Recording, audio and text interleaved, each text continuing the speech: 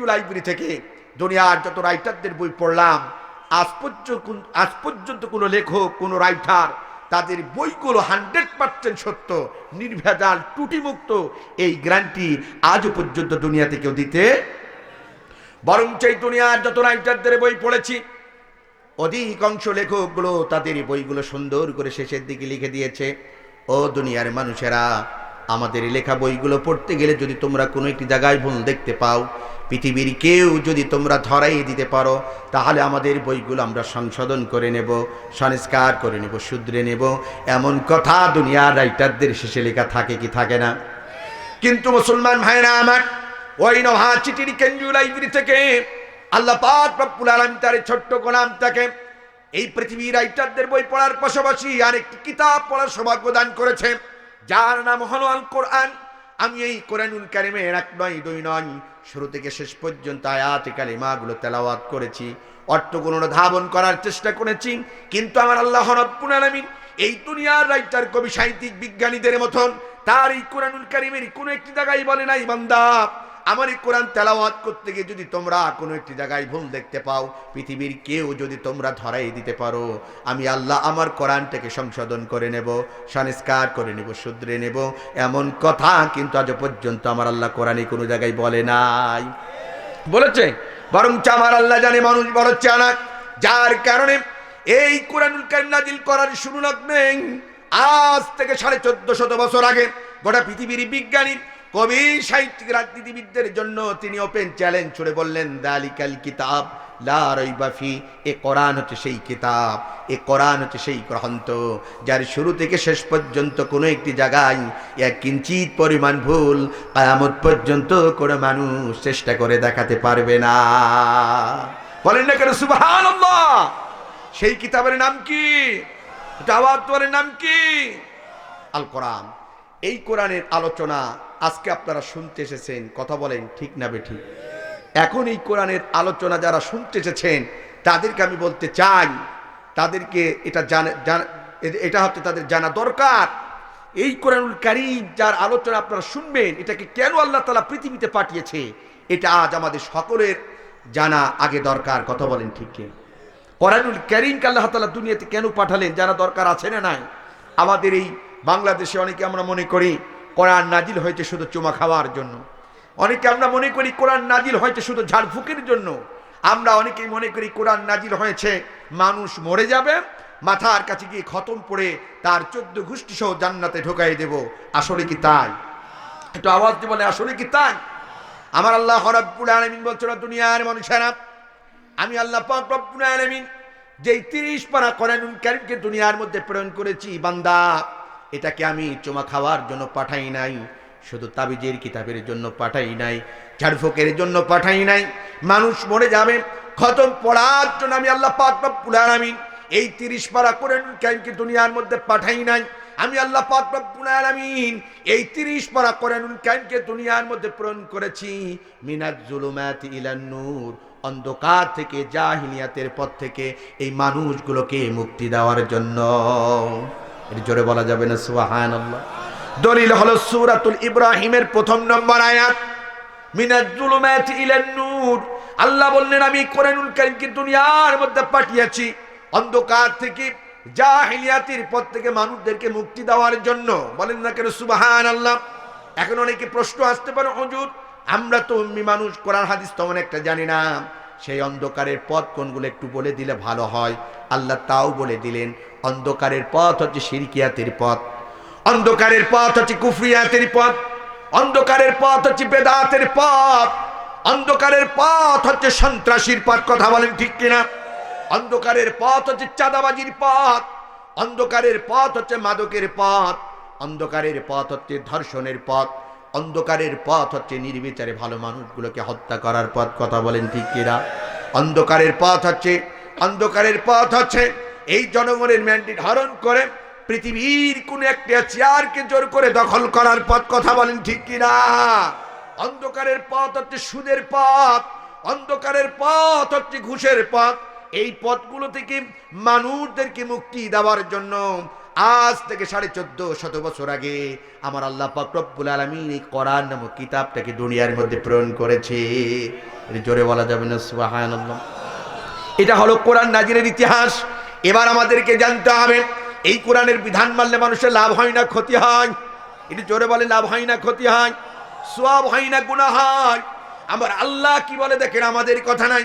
আমার আল্লাহ রাব্বুল আলামিন বলছেন, ও দুনিয়ার মানুষেরা, আমি আল্লাহ পাক রব্বুল আলামিন এই দুনিয়ার মধ্যে যে 30 পারা কোরআনুল কারীমকে প্রেরণ করেছি, বান্দা আমার এই কোরআনের বিধান যদি তুমি মেনে নাও, ব্যক্তিগত জীবনে, পারিবারিক জীবনে, সামাজিক জীবনে, রাজনৈতিক জীবনে, আন্তর্জাতিক পরিমণ্ডলে আমার এই কোরআনের বিধান যদি তোমরা মেনে নাও, তোমাদের লাভ কি হবে তোমরা শুনে যাও। আল্লাহ রাব্বুল আলামিন লাভের কথাটা বললেন সূরাতুল বাকারার 38 নম্বর আয়াতের মধ্যে। আল্লাহু আকবার বলেন। সূরাতুল বাকারার 38 নম্বর আয়াতের মধ্যে আল্লাহ তাআলা বললেন, ফামান তাবিয়া হুদায়া ফালা খাউফুন আলাইহিম ওয়ালা হুম ইয়াহজানুন। বল আল্লাহু আকবার।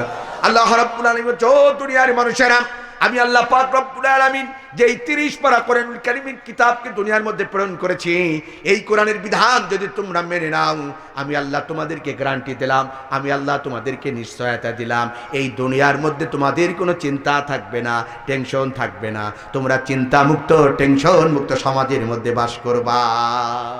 সুবহানাল্লাহ বলবেন না? তাহলে কার বিধান মানলে চিন্তা মুক্ত থাকা যায়? এর জোরে বলেন না কেন, কার কার বিধান মানলে টেনশন মুক্ত থাকা যায়? কিন্তু আমরা মানি কার?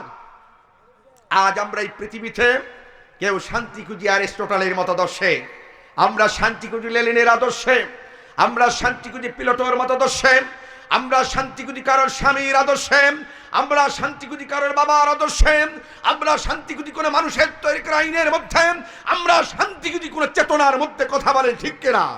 কিন্তু ঠাকুরগাঁ জেলার ভাইরা আমার, এই পৃথিবীতে অ্যারিস্টটল বলেন, প্লেটো বলেন, কার্ল মার্কস বলেন, লেনিন বলেন, আর কারো স্বামী বলেন, আর বাবা বলেন, আর কোন মানুষের তৈরি করা আইন বলেন, এইগুলো দিয়ে কিয়ামত পর্যন্ত কোনোদিন শান্তি পাওয়া যাবে? কার কথা? একটু জোরে বলেন না কেন, কার কথা? এটা কি আমার কথা? আমাদের শ্রদ্ধাভাজন বড় ভাই দেলার হোসেন সাইদি সাহেবের কথা, আমাদের শ্রদ্ধাভাজন তার বড় ভাই আলমগীর ভাইয়ের কথা, এই মাদ্রাসার প্রিন্সিপাল তিনার কথা। কথাটা কার? একটু আওয়াজ দিয়ে বলেন কার? আল্লাহর দলিল হলো সূরাতুল বাকারার 38 নম্বর আয়াত। আল্লাহ বলছে, বান্দা পৃথিবীতে শান্তি পেতে চাও, সুন্দর একটি সমাজ, সুন্দর একটি রাষ্ট্র, এই জাতিকে যদি উপহার দিতে চাও, ফামান তাবিয়া হুদায়া ফালা খাউফুন আলাইহিম ওয়ালা হুম ইয়াহজানুন। বান্দা আমি যে কোরআন নাজিল করেছি, তোমরা সেই কোরআনের বিধান মেনে তাহলে শান্তি দিতে পারে কার বিধান? এই জন্য জাতির শ্রেষ্ঠ সন্তানেরা একটা স্লোগান দেয়। ঠাকুরগাঁবাসী জানে কিনা একটু দেখি, বলেন তো। আজকে একটা স্লোগান দেয়, সব সমস্যার সমাধান। না, সবাই বলেননি, হয়তো বা 17 বছর বহু স্লোগান দিয়েছেন আউল ফাউল, এই জন্য এই স্লোগান না জানারই কথা।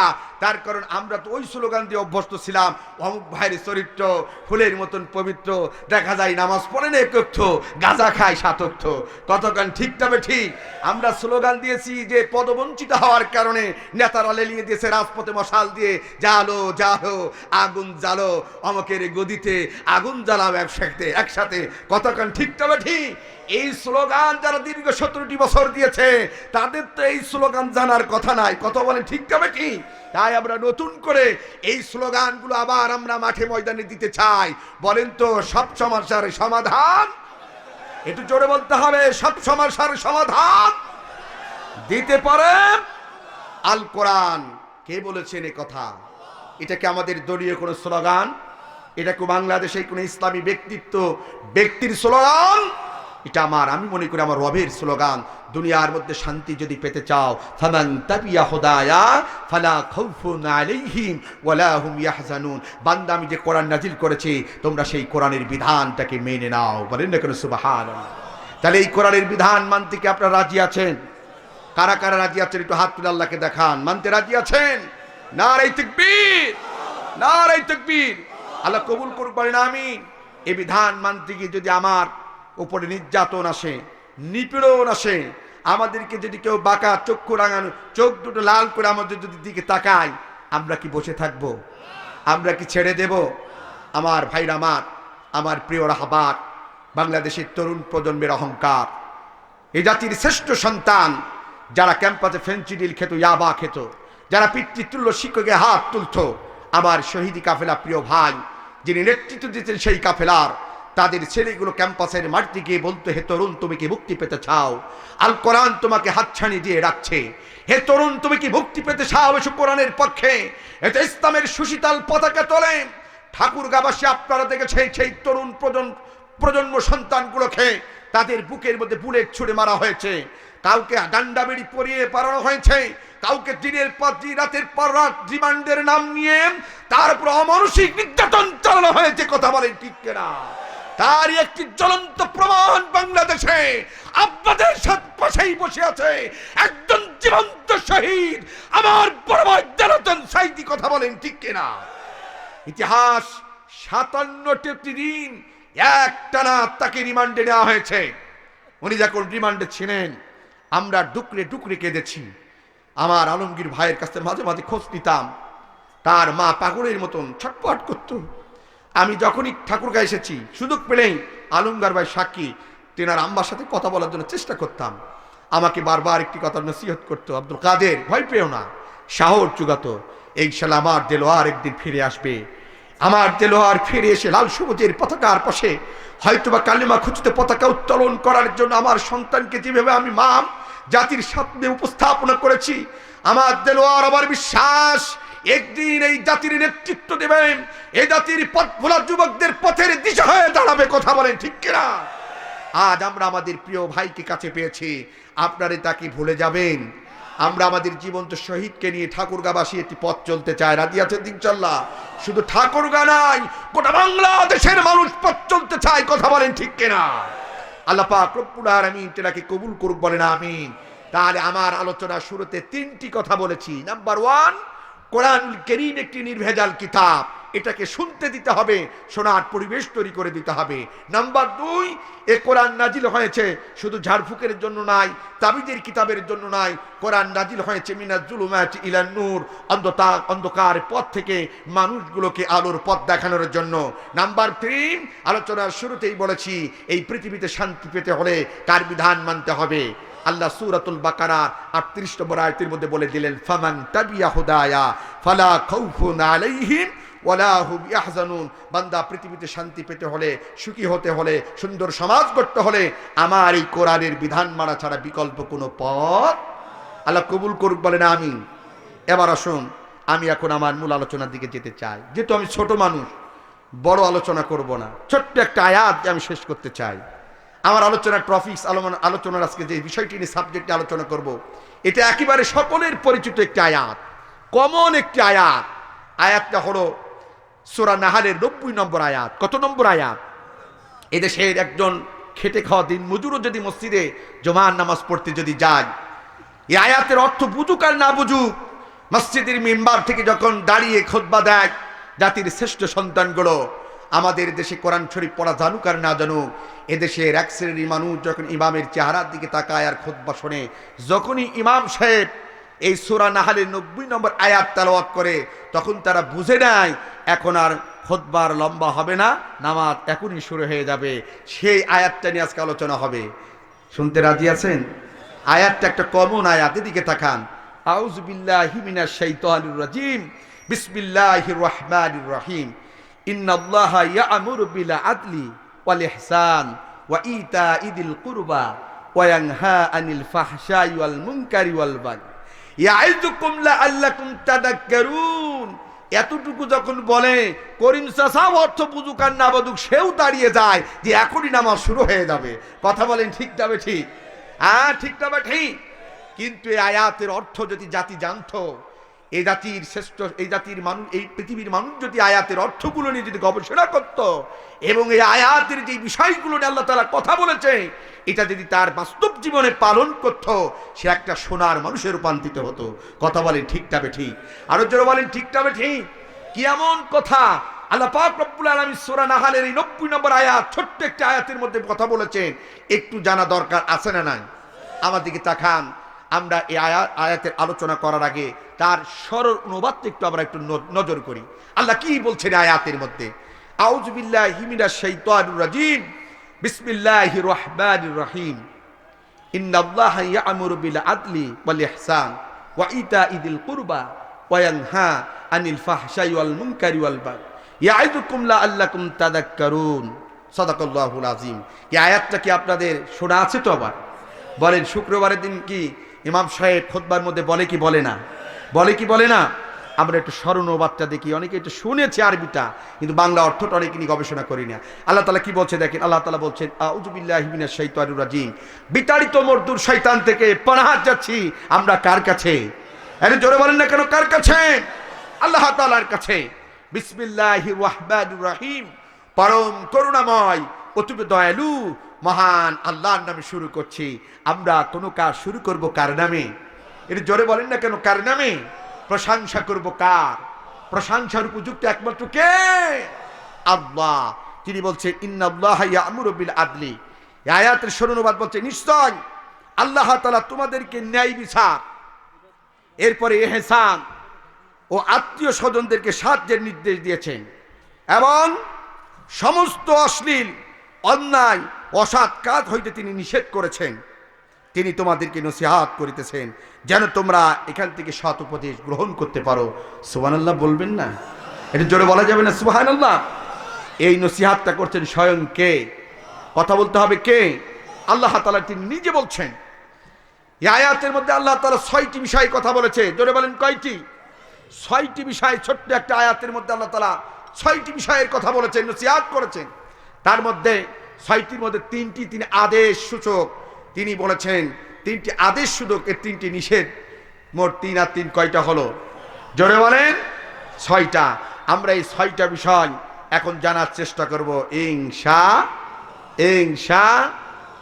১ নম্বর আমার দিকে তাকান, আল্লাহ কি বলছে? আল্লাহ বলছে ইন্নাল্লাহা ইয়া'মুরু বিল আদলি। ১ নম্বর তিনি ন্যায় বিচারের কথা বলেছেন। কি বিচার? এই কথা বলতে হবে, কি বিচার? আজ আমাদের বাংলাদেশে ন্যায় বিচার আছে? একটু কথা বলতে হবে, আছে? স্বাধীনতার ৫৩টি বছর পার হয়ে গেল, আমরা কিন্তু এখনো পর্যন্ত বাংলাদেশের মানুষেরা ন্যায় বিচার আমরা পাই নাই। আমরা সব জায়গায় জুলুমের শিকার, আমরা সব জায়গায় মাজলুম অবস্থায় থাকতে হয়। কথা বলেন ঠিক কিনা? ন্যায় বিচার যদি আমার বাংলাদেশে থাকতো, কোরআনের পাখি আল্লামা দিল হোসেন সাইদিকে ১৩.৫ বছর কারারুদ্ধে থাকতে হতো না। ন্যায় বিচার যদি বাংলাদেশে প্রতিষ্ঠিত থাকতো, আমাদের শহীদ কাফেলার রাহবার বাংলাদেশ জামাত ইসলামীর কেন্দ্রীয় আমাদের আমির মাওলানা শহীদ মতিউর রহমান নিজামীকে শাহাদাতের পেয়ালা পান করতে হতো না। ন্যায় বিচার যদি প্রতিষ্ঠিত থাকতো, আমাদের শহীদ আলী হাসান মোহাম্মদ মুজাহিদ ভাইকে শাহাদাত বরণ করতে হতো না। ন্যায় বিচার যদি প্রতিষ্ঠা থাকতো, আমাদের শহীদ বীর কাশিম আলী ভাইকে শাহাদাত বরণ করতে হতো না। ন্যায় বিচার যদি প্রতিষ্ঠা থাকতো, আমার আব্দুল কাদের মোল্লা ভাইকে শাহাদাত বরণ করতে হতো না। ন্যায় বিচার যদি প্রতিষ্ঠা থাকতো, আমাদের শহীদ কামরুজ্জামান ভাইকে শাহাদাত বরণ করতে হতো না। ন্যায় বিচার যদি প্রতিষ্ঠা থাকতো, ৫৭টি দিন আপনাদের কলিজার টুকরা সন্তান দেলোয়ারকে রিমান্ডে থাকতে হতো না। কথা বলেন ঠিক কিনা? আরো জোরে বলেন ঠিক না ঠিক? অতএব এদেশের বিচারক যারা ছিল, তারা সব ন্যায় বিচারের জায়গায় আমাদের প্রতি জুলুম করেছিল। কথা বলেন ঠিক কিনা? অথচ কত বিচারক আছে মসজিদে নামাজ পড়তে যেত শুক্রবারে, কত এমপি নামাজ পড়তে যেত মসজিদে, কত ইমাম, কত চেয়ারম্যান নামাজ পড়তে যেত মসজিদে, কত নেতৃবৃন্দ তারা মসজিদে নামাজ পড়তে যেত।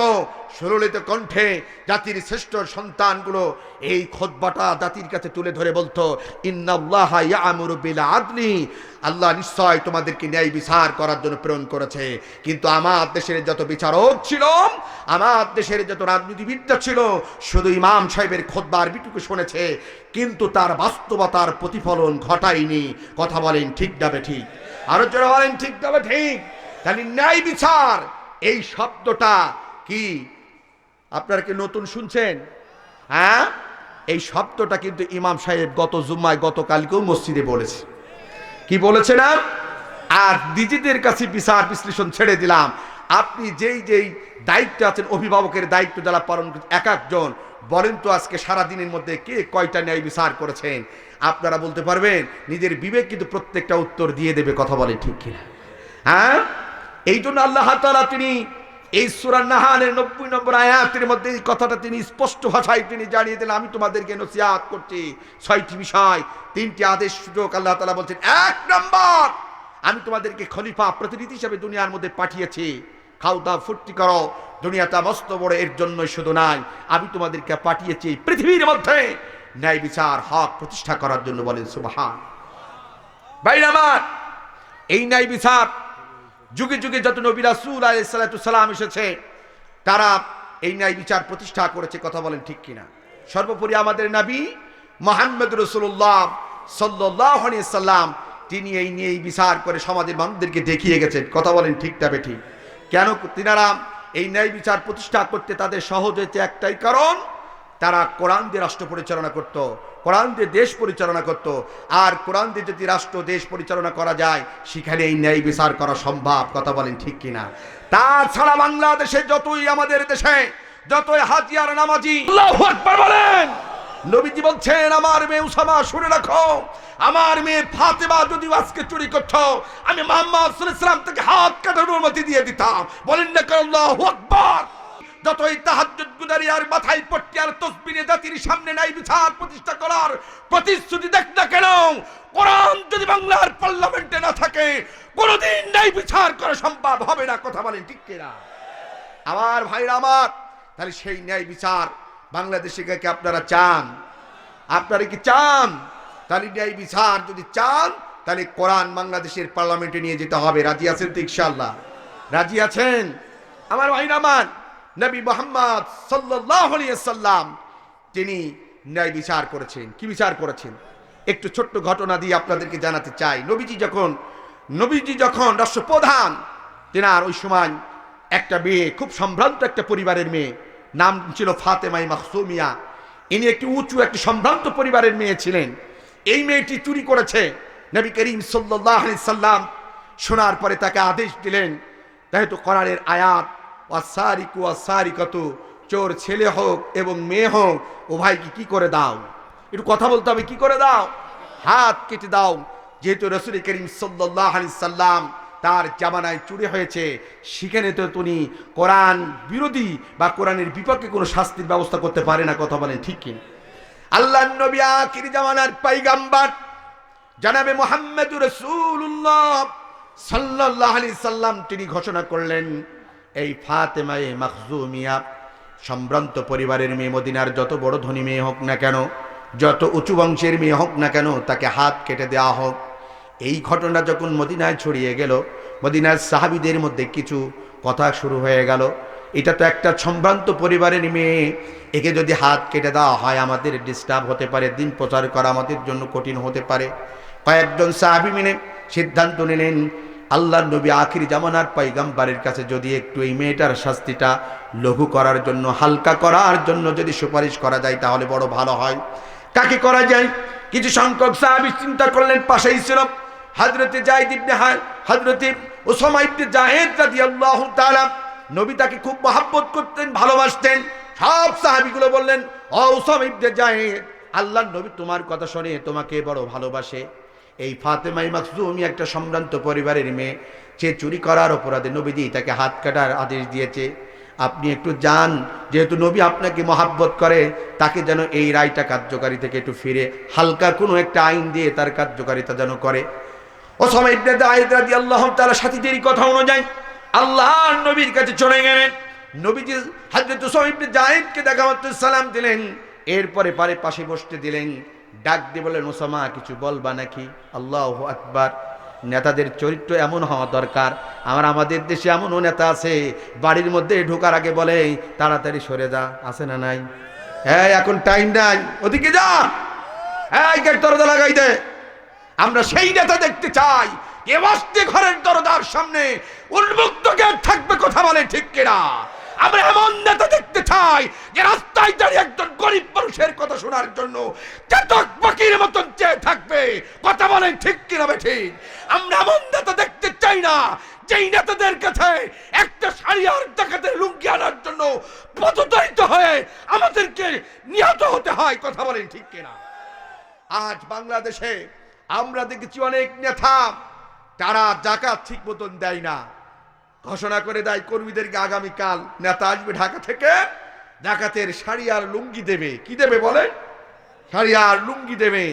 এদেশের গরিব মানুষ যেহেতু তারা অনেকে অন্য বস্ত্রহীন অবস্থায় থাকে, তারা ছুটে যায় তাদের কাছে, একটা শাড়ি আর লুঙ্গি দেওয়ার জন্য ডেকে নিয়ে যায়। এবার দেখা যায় এত নোংরা, এত চরিত্র খারাপ করে। আপনারা মিডিয়াতে দেখেছেন, একটা শাড়ির কালার পরিবর্তন করতে গিয়েছে, একটা মেয়ের মুখের দিকে নিক্ষেপ করেছে, একটা জিনিস তার চয়েস না, বলছে ওইটা আমাকে দাও। আমি সেই দলের নাম নিতে চাই না, সেই দলের নেতারা তার মুখের দিকে শাড়ি নিক্ষেপ করেছে। কথা বলেন ঠিক কিনা? আমি সত্যটা মিথ্যা বললাম? যারা ইলেকট্রিক মিডিয়া, প্রিন্ট মিডিয়ার সাথে সম্পৃক্ত তারা দেখেছে। তাই আমরা চাই না এমন নেতা, যেই নেতারা শুধু শাড়ি আর লুঙ্গি দিয়ে জনগণকে শুধু ধোকা দিয়ে বোকা বানায়, আবার বাই বাই দিয়ে আবার জায়গা মতন চলে যায়। ওই নেতা আমরা দেখতে চাই না। যেই নেতা একজন অসহায় দরিদ্র মানুষের শাড়ি আর লুঙ্গি নাই, তার মনের কথাগুলো শুনে তাকে একটা পানের দোকান হোক না কেন, একটা চায়ের দোকান হোক না কেন, একটা রিক্সা হোক না কেন, তাকে কিনে দে, তার রুটির ব্যবস্থা করে দেবে। কথা বলে ঠিক কিনা? মুসলমান ভাইরা আমার, নবীজির আদর্শ ছিল এমন। আমরা কবিতায় একটা কবিতা পড়েছিলাম, একজন ব্যক্তি রসুলের কাছে এসেছিলেন, তিনি বলেছিলেন আমাকে কিছু ভিক্ষা দাও। নবীজি বলেছিলেন কি, 3 দিন হইতে খাইতে না পাই, নাহি কিছু মোর ঘরে, দ্বারা পরিবার বাড়িতে আমার উপোস করিয়া মরে, নাহি পাই কাজ তাজ নাই বেড়াই ভিক্ষা করে, হে দয়ার নবী দাও কিছু মরে, নহিলে পরাণে মরি। আরবের নবী করুণার ছবি ভিখারির পানে চাই, কোমল কণ্ঠে কহিল তোমার ঘরে কি কিছু নাই। আমরা জানি তার সম্বল ছিল একটা কম্বল। কম্বল বিক্রি করলেন, নবীজি কিছু টাকা দিয়ে তাকে বললেন এটা কোড়াল কেন, আর কিছু টাকা তুমি তো সংসারে খরচ করো। কয়েকদিন পরে তাকে জঙ্গল থেকে কাঠ কেটে নিয়ে আসে আর বিক্রি করে। এরপরে রসুলের সাথে দেখা করে, বলে ইয়া রাসূলুল্লাহ, এখন আমার জাকাত দেওয়ার মতো সমর্থন হয়ে গেছে। সুবহানাল্লাহ বলবেন না? এই বুদ্ধি তো সৎ আদর্শবান নেতারা দেবে। আর সৎ দুশ্চরিত্র নেতারা বলবে কালকে ফেন্সিডিল পারা হবে বালিয়াডেঙ্গি বাজার থেকে, তুমি যদি এক বস্তা ফেন্সিডিল ঠাকুরগা পর্যন্ত পৌঁছাতে পারো, তোমার 1000 টাকার নোট থাকবে। আছে না নাই? এক কথা বলেন, আছে না নাই? আজ এই দুশ্চরিত্রহীন লম্পট নেতাগুলো জাতির ভালো মানুষগুলোকে 1500 টাকার নোটের লোভ দেখিয়ে বাংলাদেশকে একটা মাদকের স্বর্গরাজ্য করে তুলেছে। কথা বলেন ঠিক কিনা? আমার ভাইরা আমার, আমি ওদিকে যেতে চাই না। আমার সাবজেক্ট ছিল, মনে আছে, সূরা নাহাল 90 নম্বর আয়াত। আল্লাহ বলছে, নিশ্চয় আমি তোমাদেরকে পৃথিবীতে পাঠিয়েছি ন্যায় বিচার করার জন্য। কি বিচার? সুবহানাল্লাহ বলবেন না? আমার ভাইরা আমার দিকে তাকান। এবার হযরত উসামা ইবনে যায়েদ রাদিয়াল্লাহু তাআলা, আল্লাহর নবী বললেন, উসামা তুমি এখানে বসো। নবীজির পাশে বসলেন। এবার নবীজি জিজ্ঞাসা করতেন, কিছু বলবা নাকি? আল্লাহর নবী যেই না বলেছেন কিছু বলবা নাকি, উসামা ইবনে যায়েদ রাদিয়াল্লাহু তাআলা ডাক দিয়ে বলেন, ইয়া রাসূলুল্লাহ, ইয়া হাবিবাল্লাহ, একটা মেয়ে চুরি করেছে, নাম হলো ফাতেমা। চুরি করার অপরাধী, আপনি এই মেয়েটির হাত কাটার অনুমতি দিয়েছেন। ওগো নবীজি, আমাদের সাথীরা পরামর্শ করেছি, এই মেয়েটি অত্যন্ত সম্ভ্রান্ত একটা পরিবারের মেয়ে, তার হাতটা না কেটে যদি হালকা কোনো একটা শাস্তির ব্যবস্থা করা যেত, আমাদের জন্য কল্যাণ হতো। নবীজি শোনার সাথে সাথে আমার দিকে তাকান। নবীজির চেহারাটা রক্তিম বর্ণের হয়ে গেল, নবীজির চোখগুলো লাল বর্ণের হয়ে গেল। আল্লাহর নবী ডাকতে বলেন, ও সবাই যায়েদ, তুমি কি চাও না আমি নবীজি কোরআন দিয়ে আমি নবী আল্লাহর কোরআন অনুযায়ী বিচার ব্যবস্থা করি? তুমি কি জানো না, অতীতের নবী রাসূলদেরকে আমি প্রেরণ করেছিলাম, তাওরাতের যারা উত্তরসূরি, জাবুর কিতাবের উত্তরসূরি, তাড়াতাড়ি আল্লাহ তাদের উপরে যে কিতাব নাজিল করেছেন আল্লাহ পাক রব্বুল আলামিন, সেখানে চুরি করার যে শাস্তি ছিল তারা ওগুলো লুকিয়ে রেখেছিল, জিনা করার যে শাস্তি ছিল সেটাকে লুকিয়ে রেখে নিজের মতের মতন সেখানে একটা শাস্তির ব্যবস্থা সেখানে তারা তুলে দিয়েছিল, যার কারণে আল্লাহর কাছে তারা অভিশপ্ত, যার কারণে আল্লাহর কাছে তারা লাঞ্ছিত অপমানিত। তুমি কি চাও আমি আল্লাহর বিধান অনুযায়ী বিচার ব্যবস্থা না করে আল্লাহর কাছে আসামির কাঠ করাই আমি মুহাম্মদ দাঁড়াই? হযরত উসামা ইবনে যায়েদ রাদিয়াল্লাহু তাআলা আর একটি কথা বললেন না। এরপরে নবীজি ডাকতে বলেন, উসামা তুমি শুনে রাখো, আমি মুহাম্মদ, আমার মেয়ে মুহাম্মদ বিনতে ফাতেমা, আমার মেয়ে যদি ফাতেমাও যদি আজকে চুরি করতো, আমি মুহাম্মদ সাল্লাল্লাহু আলাইহি সাল্লাম তার এই হাত কাটার আইন থেকে আমি তাকে পিছু পা হতে দিতাম না।